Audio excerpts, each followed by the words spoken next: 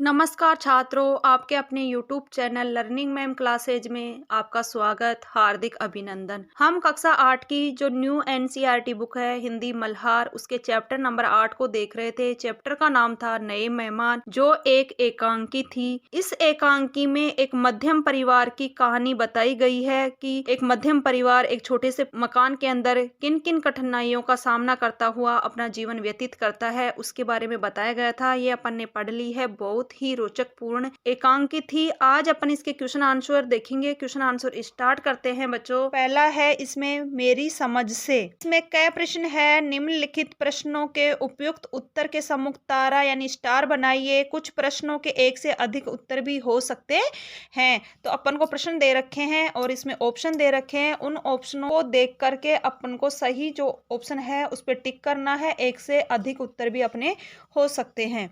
तो पहला प्रश्न है इसमें, आगंतुकों ने विश्वनाथ के बच्चों को सीधे लड़के किस संदर्भ में कहा? फर्स्ट ऑप्शन है इसमें अतिथियों की सेवा करने के कारण। सेकंड ऑप्शन है किसी तरह का प्रश्न न करने के कारण। थर्ड ऑप्शन है आज्ञाकारिता के भाव के कारण। और फोर्थ ऑप्शन है गर्मी को चुपचाप सहने के कारण। तो हमारा जो राइट ऑप्शन है वो है फर्स्ट, अतिथियों की सेवा करने के कारण। फिर सेकंड नंबर का प्रश्न है, एक ये पड़ोसी हैं निर्दयी। विश्वनाथ ने अपने पड़ोसी को निर्दयी क्यों कहा? फर्स्ट ऑप्शन है इसमें उन्हें कष्ट में देखकर प्रसन्न होते हैं। सेकंड ऑप्शन है पड़ोसी किसी प्रकार का सहयोग नहीं करते।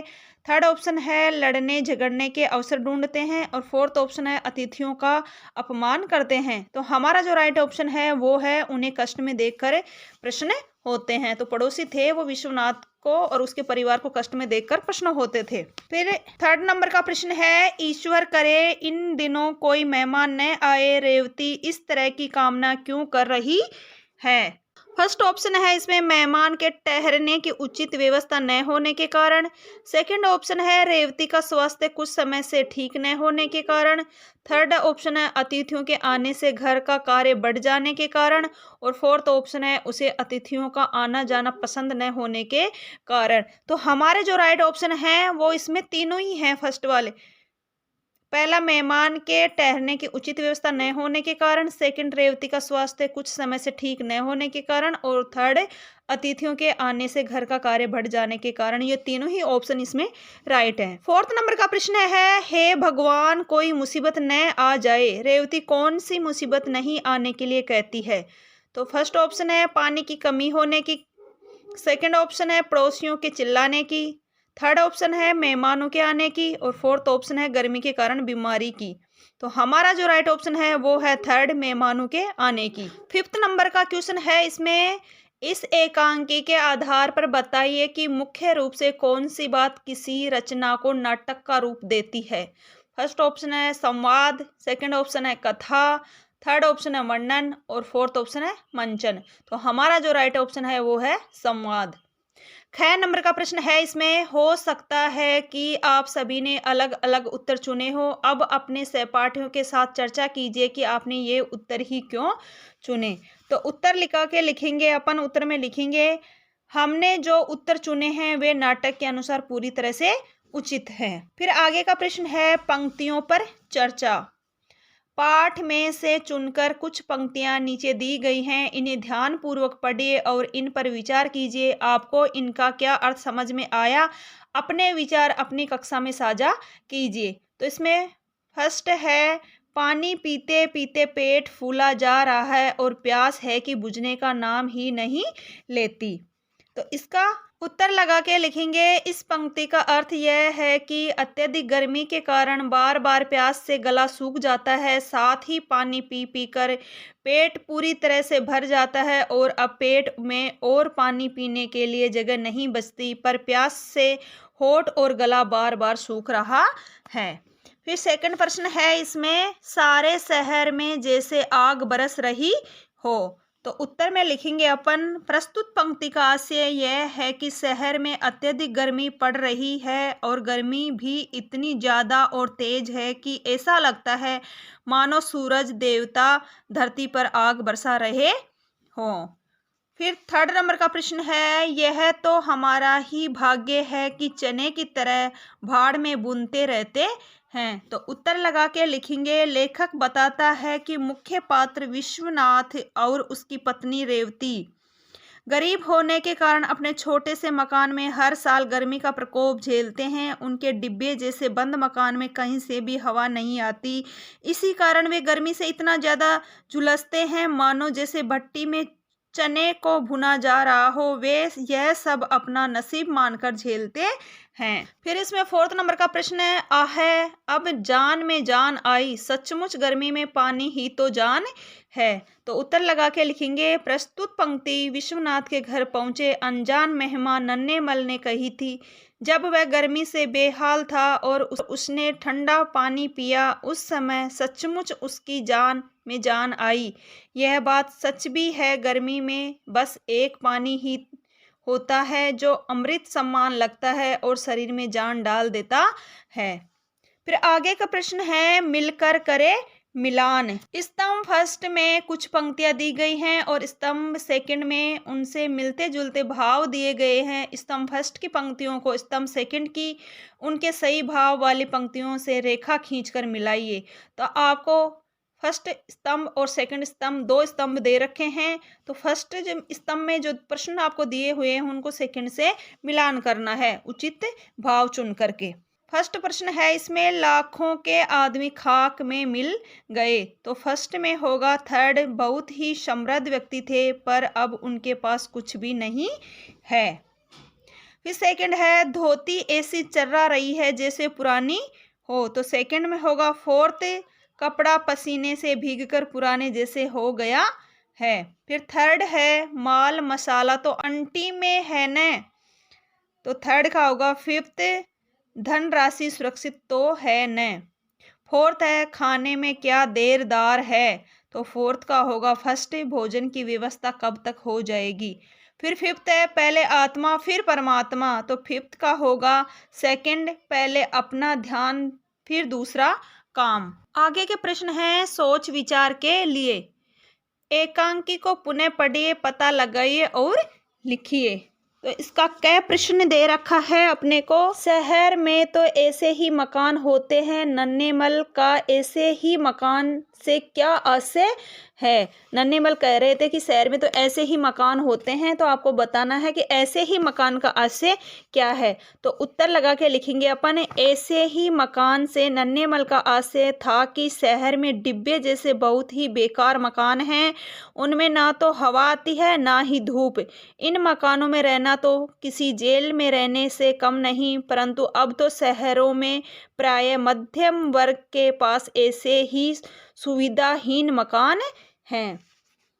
फिर 6 नंबर का प्रश्न है, पड़ोसी को विश्वनाथ से किस तरह की शिकायत है। आपके विचार से पड़ोसी का व्यवहार उचित है या अनुचित, तर्क सहित उत्तर दीजिए। तो आपको उत्तर में बताना है कि उसका जो पड़ोसी था उसका व्यवहार कैसा था और वो जो व्यवहार करता था वो उचित था या अनुचित था। अपन उत्तर लगा के लिखेंगे, पड़ोसी को विश्वनाथ से यह शिकायत थी कि विश्वनाथ के घर अक्सर मेहमान आते रहते हैं और वह उसकी छत पर हाथ मुंह धोते समय गंदा पानी बिखेर देते हैं। इसी कारण पड़ोसी विश्वनाथ से लड़ने उसके घर चला गया और उसे भला बुरा कहने लगा। पड़ोसी का यह व्यवहार पूरी तरह से अनुचित था। एक अच्छे पड़ोसी को सहयोग के साथ रहना चाहिए। गए नंबर का प्रश्न है, एकांकी में विश्वनाथ नन्हेमल और बाबूलाल को नहीं जानता है, फिर भी उन्हें अपने घर में आने देता है, क्यों।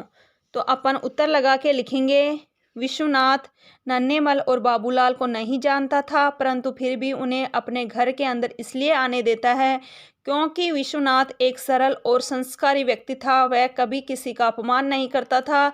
दूसरी बात यह थी कि उसे लग रहा था कि अगर ये मेरे घर आए हैं तो संभवतः किसी ने तो इन्हें मेरे पास अवश्य भेजा होगा और इसी बात को जानने के लिए वह उन्हें पूछ भी रहा था कि आप कहाँ से आए हैं।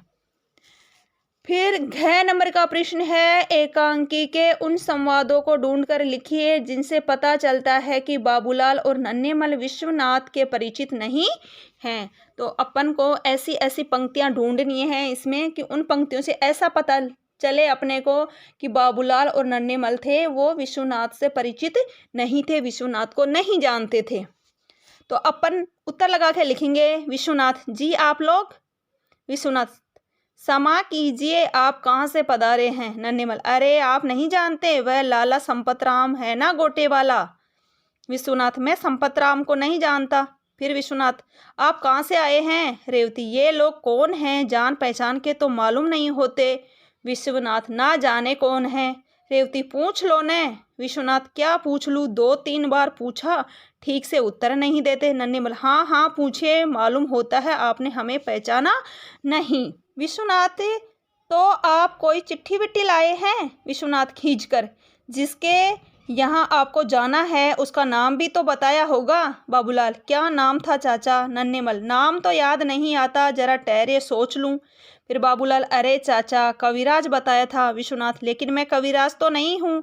विश्वनाथ आपको जिनके यहाँ जाना था वे काम क्या करते हैं। नन्हेमल हाँ याद आया, बताया था वैद्य हैं। विश्वनाथ पर मैं तो वैद्य नहीं हूँ। तो ये सेंटेंस हैं, इनसे हमें पता चलता है कि वो एक दूसरे को बिल्कुल भी नहीं पहचान रहे थे। फिर अंगद नंबर का प्रश्न है, एकांकी के उन वाक्यों को ढूंढकर लिखिए जिनसे पता चलता है कि शहर में भीषण गर्मी पड़ रही है। तो अपन को ऐसे ही वाक्य और ढूंढने हैं जिनसे अपने को ये पता चले कि शहर के अंदर बहुत ही तेज गर्मी पड़ रही थी।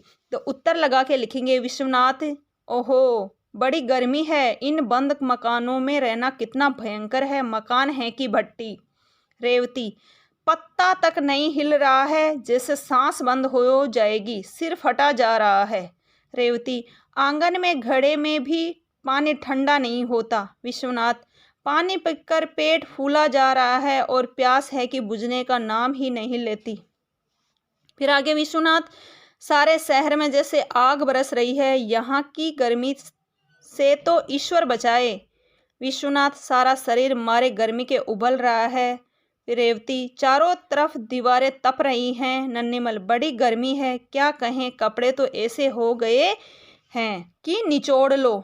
बाबूलाल ठंडा ठंडा पानी पिलाओ, प्राण सूखे जा रहे हैं। तो ये ऐसे कुछ वाक्य हैं जिनसे अपने को पता चल रहा है कि बहुत तेज गर्मी थी।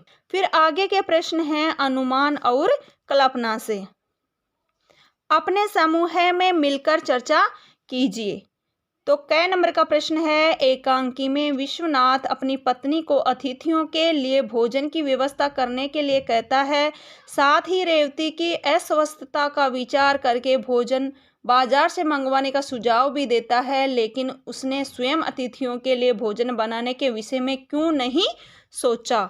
तो उत्तर लगा के लिखेंगे अपन। अतिथियों के आने पर विश्वनाथ ने अपनी पत्नी रेवती से भोजन बनाने के लिए कहा, क्योंकि रेवती उसकी पत्नी थी और घर में भोजन वही बनाया करती थी।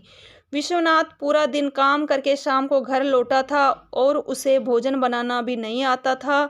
जब उसकी पत्नी ने सिर दर्द की बात कही तो विश्वनाथ ने बाहर से भोजन मंगवाने के लिए कहा, जिस पर उसकी पत्नी ने मेहमानों पर रुपये खर्च करने के लिए मना कर दिया। इन सभी कारणों से विश्वनाथ ने रेवती से भोजन बनाने के लिए कहा। 6 नंबर का प्रश्न है, एकांकी में विश्वनाथ का बेटा प्रमोद अतिथियों के पेयजल की व्यवस्था करता है और छोटी बहन का भी ध्यान रखता है। प्रमोद को इस तरह के उत्तरदायित्व क्यों दिए गए होंगे। तो उत्तर लगा के लिखेंगे अपन। प्रमोद विश्वनाथ का बड़ा बेटा था और किरण उसकी छोटी बहन। विश्वनाथ ने बेटे को बर्फ लाने और मेहमानों को पानी पिलाने को इसलिए कहा होगा जिससे कि वह अपने बेटे में उत्तम संस्कार डाल सके तथा घर आए मेहमानों का सत्कार करना सीखे। इसके साथ ही छोटी बहन का ध्यान रखकर वह अपने कर्तव्यों को भी सीखेगा और घर में अपनी जिम्मेदारी को समझेगा। फिर गए नंबर का प्रश्न है आगे, कैसी बातें करते हो भैया, मैं अभी खाना बनाती हूँ। भीषण गर्मी और सिर में दर्द के बावजूद भी रेवती भोजन की व्यवस्था करने के लिए क्यों तैयार हो गई होगी।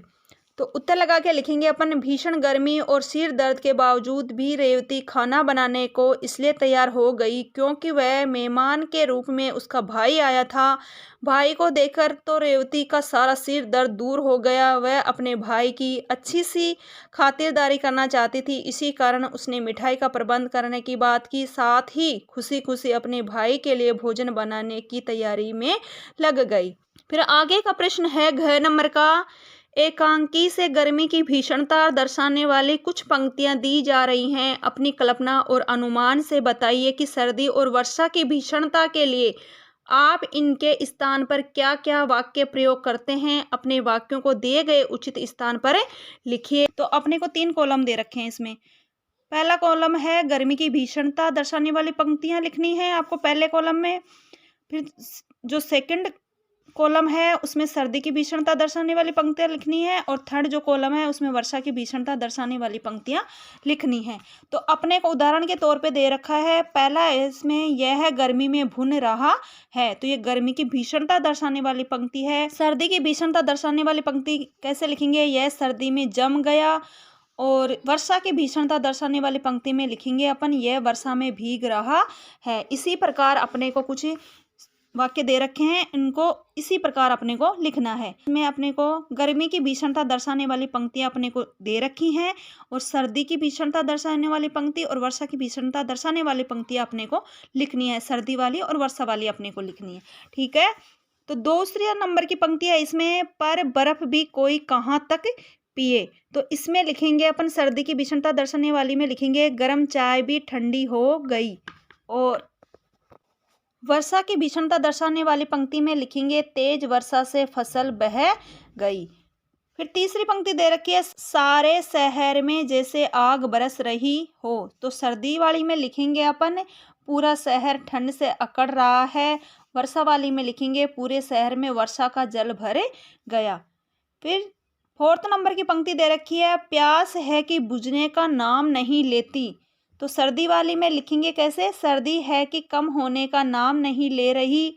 और वर्षा वाली में लिखेंगे, वर्षा है कि रुकने का नाम नहीं ले रही। फिफ्थ नंबर की पंक्ति है, चारों तरफ दीवारें तप रही हैं। तो सर्दी वाली में लिखेंगे, ठंडे फर्श पर पैर रखने से पैरों का खून जम गया। वर्षा वाली में लिखेंगे, वर्षा में छत टपक रही है, तेज वर्षा से पानी घर के अंदर आ रहा है। 6 नंबर की पंक्ति है, ठंडा ठंडा पानी पिलाओ दोस्त, प्राण सूखे जा रहे हैं। तो अपन सर्दी वाली में कैसे लिखेंगे इसको, गरम चाय पिलाओ दोस्त, ठंड से जमे जा रहे हैं। वर्षा में लिखेंगे, छतरी दे दो मित्र, बारिश से भीग रहा हूँ। फिर 7 नंबर की पंक्ति है, सचमुच गर्मी में पानी ही तो जान है। तो अपन सर्दी वाली में लिखेंगे, गरम गरम चाय से ठंड थोड़ी कम हुई। और वर्षा वाली में लिखें, वर्षा में चाय पकोड़े से आनंद ही आ गया। फिर 8 नंबर की पंक्ति है, यह तो हमारा ही भाग्य है कि चने की तरह भाड़ में भूनते रहते हैं। तो सर्दी वाली में लिखेंगे इसको, गरीबी के कारण ठंड में जमना पड़ रहा है। और वर्षा वाली में लिखेंगे, टूटी छत के कारण सारे घर में पानी टपक रहा है। 9 नंबर की पंक्ति है, फिर भी पसीने से नहा गया हूँ। तो वर्षा वाले में लिखेंगे अपन, वर्षा में पूरा भीग चुका हूँ। आगे का प्रश्न है एकांकी की रचना, जो अपन नेक्स्ट वीडियो में देखेंगे। यहाँ से बचे हुए जो क्वेश्चन है वो नेक्स्ट वीडियो में देखेंगे। वीडियो देखने के लिए धन्यवाद, थैंक यू। अगर वीडियो आपको अच्छा लगता है तो लाइक शेयर भी किया करें।